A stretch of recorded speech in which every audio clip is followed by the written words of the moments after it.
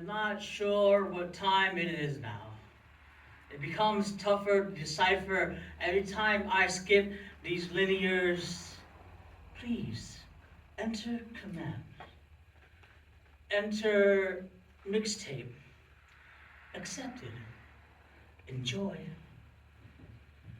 As the deer longs for running streams, so I long, so I long, so I long for you.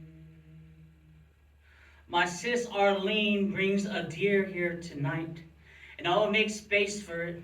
Who is to say this deer is not ancestor? There is a deer in this poem.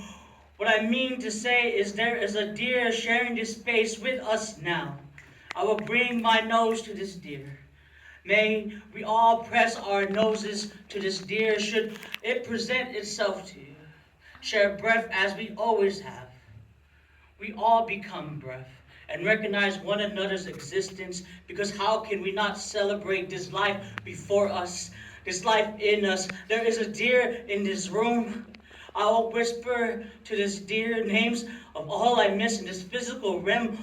Jason, Richie, my mom, grandma. Let us all recite names of those we love and continue to love despite their deaths. There is a herd of deers in this room. They found the salt lick in your chest from dry tears we have wept through the years. They found joy in being remembered. They found reason to prance right now in this poem, inside this room. My sis Arlene brought a deer into this room, and it appears everyone else has too. I want to recite all the words I know so that this poem can go forever, so that all these deers remain in here longer. But the journeys, all our journeys, are not limited to this poem, this room. We all know this. So we kiss these deers in this room in front of us. Bless this poem, bringing deers into this room. Bless the deers, finding room in us, even when this poem ends. I'm bringing home a baby bumblebee. Won't my mommy be very proud of me? Bee rested on me today as I sat on a bench. I did not notice until my friend Mike McGee pointed the little one out. They were still and I had nowhere to go. Did not know if this bee was ancestor, a spirit from Gaza, or simply a new soul, but I quietly prayed for the tiny one. Called them friend and felt blessed to experience this unexpected peace. We acknowledged each other, or at least I felt seen by this minute creature before me. I am a grown-ass man with an imagination that gets carried away. After about a half an hour of being this bee's home, my friend Mike tells me that it might be on its last legs. That is why the bee has been on me for so long. In my head, I wanted to grab a string, thread, sticks, and whatever to make a kite. Fly in memory, in hope, in constant connection. My heart still breaks for Rafik Alir and his family, for a whole country and its people killed, especially its children, and all those living between the river and sea, not knowing how far the arms of genocide will reach and annihilate all that we love and knew. Little B, when you return to this life, I hope Palestine will be free and given everything to try to recover and heal. My little friend, tell me love is still valued enough and still worth breaking all the barriers that believe love should not exist. Your presence keeps me tender and wanting to remain a soft shoulder for all to feel rest. I do not know if you will fly again, but this poem is your kite, love. Flying for you and all that want hope to be more than a dream, but a revolution. ready to wash out the fires of oppression. If you know like I know, we don't want to step to this. It's a G-Funk era, funked out with a gangster twist. If you smoke like I smoke, then you get high every day. If your ass is a buster, 213 will regulate. These streets are mine. I could care less about these sidewalks, these buildings, the city. All I wanted to do was watch karate and kung fu movies. Even dressed up like my heroes when I did, yet the world will gladly tell you when you are too much. They will make you small whenever they get the chance, shove you in containers until you get the point, punch your face in until you are toothless, remind you that you don't matter. They do not even bother to learn your name, mock you until you cry for them to stop. It's not enough that you fear them. They will try to destroy until you break, until you no longer believe in heroes, until all you want to do is be strong, enough to beat all their asses. I went to those karate classes. Each move I learned, I practiced over and over. I pictured faces. With each punch I threw, swung my kicks as though my shoe would rip through those torsos. They still mock me. See me walking home, begging for me to show them my moves. Told me I was a fool going nowhere with this nonsense. Their knuckles gladly reminded me of how weak I was. They beat the fragile out of me, tortured me until they felt big enough to leave me alone. How I wish they finally finished the job already. Begged their punch would finally take me out of this world. Pray they kick would kill me already. When death doesn't come. You first feel cursed on keep on living. Then you realize you are still standing. Still forced to keep on going. I still expected the beatings to come my way. Yet I no longer gave them the pleasure of seeing me flinch, seeing me squirm in pain. Hell, I hit them if I could. They beat me more, but I let them know I was here, still ready to get back up. One particular dude would always ask me if I had enough. I stared at his face, smiled, and shook my head no. He followed through by knocking my ass out. Then it happens. Your body grows. Your body grows stronger. Your body no longer takes anyone's shit. This dude who has been beating me up for years, who always asked me if I had enough, thought he was going to serve me my regular beating. But I remember his punches not hurting. Hell, I don't remember him landing any of his sorry punches. I do, though, remember landing mine. And look on his face when he realized my strength. The look on his face when he struck with fear. The look on his face when he felt powerless. Crowd of people began to gather around us. They watched as I pummeled him over and over. He was on the ground while I whispered to him, "Do you have enough?" I think he was trying to say sorry or I had enough. But I remember sounding like, "Show enough." Someone in the crowd shouted, "Show enough." Then everyone around started chanting, "Show enough." That is when I knew I would work to be the Shogun of Harlem. Once everyone heard, all these fools start coming at me harder as though I was still the one they beat before. Yet they all fell. They all had enough. They all knew my name. Am I the meanest? Am I the prettiest? Am I the baddest mofo low down around this town? Well, who am I? Show enough. Who am I? Show enough. I can't hear you. Show enough. Yeah. Are you still there? Please say yes to continue. Yes. Yes. Please continue.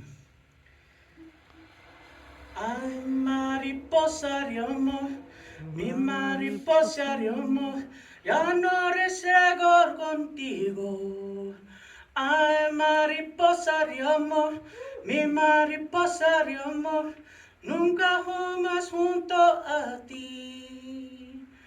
when you were a caterpillar, devoured across the garden, thought you would consume me, crawling against my stem, only to feel you cocoon beneath some leaves. Song sounded sweeter. Sun's warmth felt glorious on my leaves. Even night sky spoke stories I never witnessed until your presence. Your company helped me feel I existed. Emerge out of your threads, a stranger, butterfly where I could not go. Had no language to tell you to return. You only opened the secrets of my bloom. You drew the nectar of my letter, felt the softness of your wings against the lush of my petals. Knew this was not the lifetime, yet still we had this. Maybe the next weekend. Hello, darkness, my old friend. I've come to talk to you again. Because a vision softly creeping left its seeds while I was sleeping. And the vision that was planted in my brain still remains within the sound of silence. Dear sadness, visit again this morning. I had been scrolling, hopefully to get rid of you. Failed. I tried to avoid listening to sad songs, and although I had dodged these tunes, I feel I invited shame and loneliness. I'm afraid to lean into all of you. That I am uncertain what healthy boundaries look like with all of us. I let go my reluctance and kiss all of you on the forehead. Claim you all sacred blessings instead of haunting spirits. Felt this knot in my stomach I woke up to unfurl itself as I affectionately touch you all with tenderness. Grace visited us, felt their arms wrapped around me. Grace took on the image of my nana and mom, and I lose reasons to contain myself. Felt my Manu Richie, Grandpa, and Uncle Boy release this tension on my neck with their hands. I tell all of them I miss them. Felt them all kiss me on my forehead. And I wanted to fight this feeling of sacredness, yet they held my face until I submitted to the truth. Felt the friends I lost become friends, finding themselves to me. Loneliness hugged them all until I was the only one left to hug, only to find myself in the body of loneliness, embracing the people whom I love. Ground collected these seeds falling out of all of us. Sadness let go of my hand, carried shame and dissolved into the earth. Flowers kissed my feet, tickled my legs, invited me to dance until I remembered all I tried to forget. Sang until I felt what was needed to be felt. Breathe until I was only air and wind.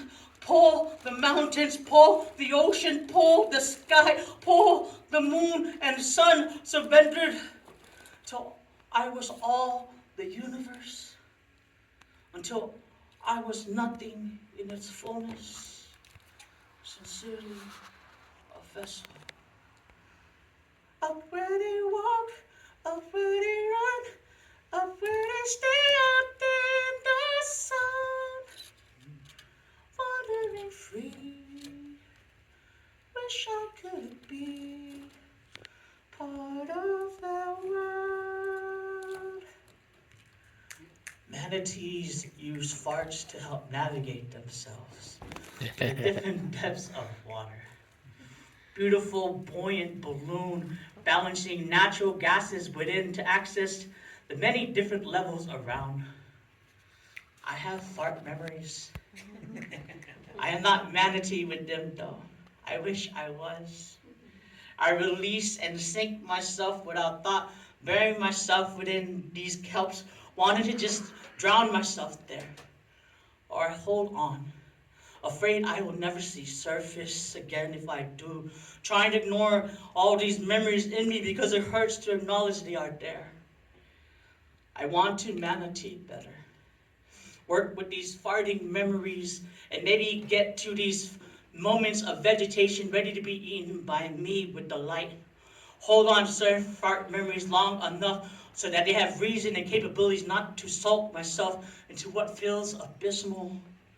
How natural these memories of farts, how sacred of an air to keep us afloat, to be let go enough to help us reach the places wanting us to arrive.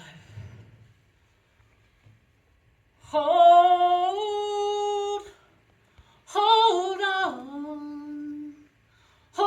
on to me, 'cause I'm a little unsteady, 'cause I'm a little unsteady.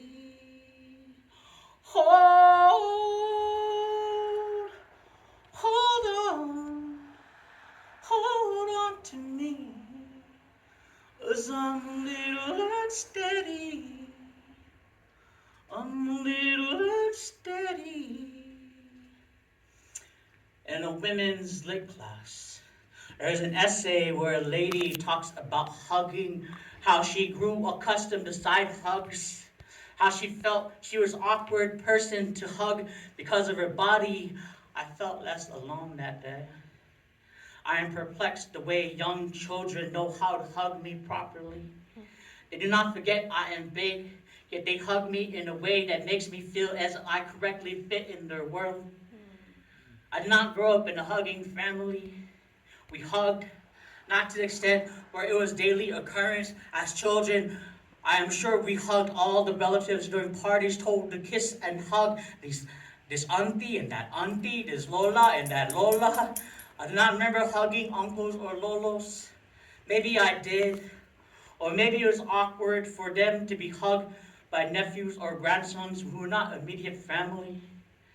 When my father would come home from the Coast Guard, I remember hugging him at airports, even kiss his cheek on returns. When he dropped me off to school, I would always kiss him goodbye until one day I left without kissing him. Grew to where this ritual between son and father felt embarrassing. My mother hugged my brother and I, hugged me after I was disciplined, brought me closer to help me understand why I received the pain. I learned how the body could produce oxytocin, how when you hold a person long enough, you can finally feel it. Told friends I wanted to hug them longer. Counted the seconds until our bodies released this trust we always had, solidified with this feeling of being held. I held my mother's hand until she could barely open her eyes open, watch her sleep away. When all I wanted is to be held by her once more, I jokingly hugged my father, squeezed him, trying to make him feel uncomfortable, until I felt him hug me, and that joke dissolved, became forgiveness and acceptance. Even if I did not feel it was permanent, it felt worth having. We held, did not have an agenda of breaking any cycles, but we broke enough to have this moment. End of mixtape. Please enter command. Enter Nanai. You have arrived. First time I learned to sleep peacefully alone in the dark room, my grandma, my Nanai, had just passed away. Before, as a child, I always had company, shared the floor with my brothers, shared bed with my Nanai, mom or dad, floor of my brother's room, my own bed, and shared room with my brother Sid. When I finally got my own room, did not know how to deal without it, without my bro or anyone immediately close by. Silence, too crowded within my own thoughts. Space never felt mine. Ghosts of many varieties invited over by fears I carried. Music I played to focus away to slumber. TV timer gave me 15, 30, 60, or 100. 20 minutes to doze into hibernation. Some nights I would blindly reach for the remote to squeeze more time out of that tube.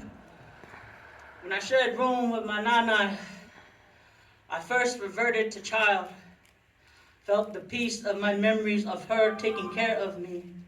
Sleep felt nice.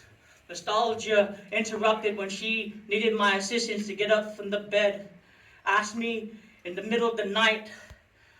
She saw my family members I physically missed. I learned to be present for her, learned to be more than feared for her, learned how to love differently, intentionally. After some months, my duties to watch over my grandma finally took its toll. I was weak. I was weary. Work and taking care of her drained me. My capacity sped. I asked my brother Sid and mom for help. I felt my nana and family. Slept by myself with music in my brother's room. Wish I was stronger for her. Did not know she would pass away less than a month later. First time I returned to my room, I felt the guilt of not being there for her. Did not sleep that night. Thought about the eulogy. Thought about Nana. Thought about my loneliness. Mom and Sid the next day gave me ease. Saw me not as less, but someone who loved Nana just as much as them. Next night, I remembered my grandma was spirit now. Did not mind if she visited. Wind chimed outside, softly danced to the breeze. Felt her protect me again. Gave company to a silence that used to always haunt me. Did not play music or left a TV on. I slept. Please input new entry. Enter joy. Esos bellos momentos, todos, todos, tus lindos ojos verdes, todos, todos, el fuego de tu cuerpo, todo, todo, todo, todo. Seeing a father and son dance todo, todo on my Instagram feed. I want to reel to replay continuously. Let this be prayer. Make this tenderness a proclamation. Rejoice in their smiles and claim heaven on a concrete driveway made into a dance floor today. Break all the bread, serve all the rice, serve all the tortillas, non-flatbread, until we are fed and nourished by this moment. Manifest this gospel lost amongst us. Violence of men shed bores we carried too long in our congested chests. We armored with pride, with hurt, with illusions. We think our hearts need to protect this and sustain a way of dying. Bless this son and father, making softness exist amongst all the hardness constantly constraining us. Freedom that can belong to all, living in a joy that feels as if it should collapse from its own weight. But how love not let that happen. Input, new entry, random. Is this the lifetime where we were part of a reptilian race? Living on a planet with 6 moons, 4 broken from needless space wars, and 3 suns that kept slipping into orbit of each other, that we forget which galaxy we reside in. The one where we lost all our children from a plague, one where we lost each other because we wanted to be consumed with grief more than each other. One where we bit each other's tails off consensually, calling it foreplay, that led us to this blissful euphoria of pain and pleasure. One where we pretended to be the elite, only to take down its bougie root regiment. One where I went blind at one point, but woke up each morning pretending to look at your face each morning and called you gorgeous and stunning. One where you laughed and I peed involuntarily with joy from hearing it. One where, this isn't that lifetime. My bad. Input, new entry. Enter them. I attempted to recreate you. composing atoms and DNA from memory. I do not know where to put the gummy bears in this helix of you. So I linked with his swing ropes you once let go, felt flight beneath your body. I gathered all these eggs that these dead butterflies lay since your absence. Made your skull with tomato leaves. Caterpillars flesh out your cheeks, forehead, and chin. Cocoons of silk unwind and dyed with nights you left wishes on. Pile these slices of pieces until they formed your spine. Watch cheese spread across, moving at the speed of neurons that you always shocked me with electric feel. I opened the mostly empty jar of bougon that held these laughters, a few I collected. Chant them into the bellows of this accordion I used to make your belly. I touch the keys. They become your skin beneath my fingers. Ripped all these cassettes, VHS tapes of movies you swore stole your emotions and stories. Mixtapes that these clones of tracks that connected you to the lovers and homies. Spooled ribbons I massage until your muscles toned into flesh that I once remembered touching and holding. These hummingbirds and wrens flocking into my chest. I beg to migrate back to you. They do not. I watch them get lost into the open air. I quit remembering you. I exhaled. I knew I was not an alchemist of you. Flew a kiss to the sky, hoping it'd find its way to you. Decompose what I tried so hard to preserve. Let the earth and soil do what they have always done. Input, new entry.